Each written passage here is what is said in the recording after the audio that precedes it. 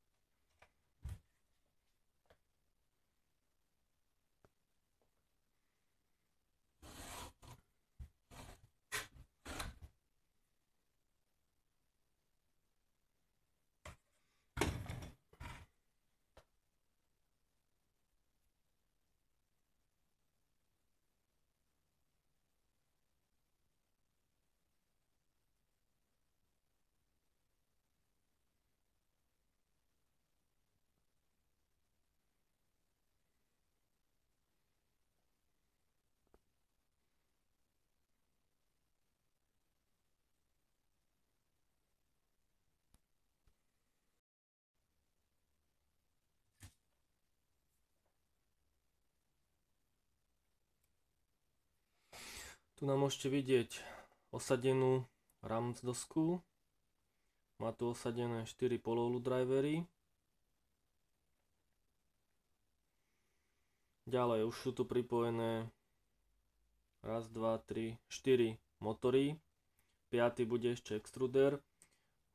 Motory nie je ťažké pripojiť, pretože je tu napísané na tej Ramps doske, že kam ktorý motor pripojiť. Je tu napísané na tej Ramps doske, kam ktorý motor pripojiť. Takže tento prvý motor je pripojený do X, tento je pripojený, to je motor pre Y a takisto je tu Z. Takže na tom nie je nič zložité. Z má dvojitý konektor, pretože je tam ľavý a pravý motor.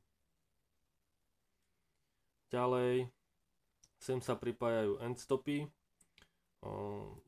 Pripájajú sa tak, že na preskačku 1., 3., 5. To potom neskôr uvidíte. E0, tam sa pripája prvý extruder. Ja mám verziu len s jedným extruderom. To je najčastejšie zapojenie.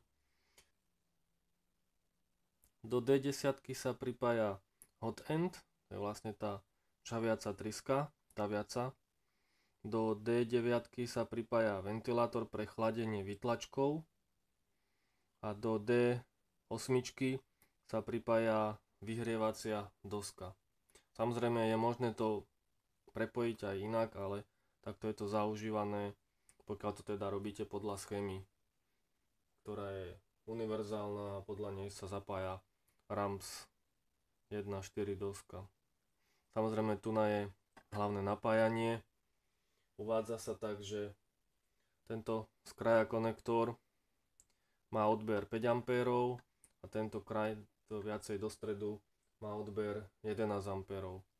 Takže tak sa tie odbery rozkladajú do dvoch konektorov. Takisto samozrejme je tu USB na Arduino doske, ktorým sa Arduino doska nahráva a pripája k počítaču.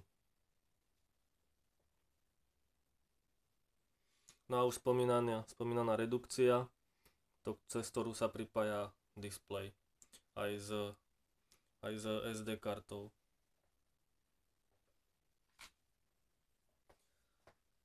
Vyzerá to nejak takto. Displej.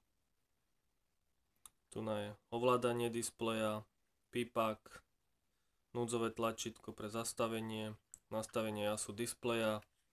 Tu vidíte slot pre SD kartu, cez ktorú sa tam dá nahrať vlastne to, čo potrebujete tlačiť a nemusí celý čas byť zapnutý počítač.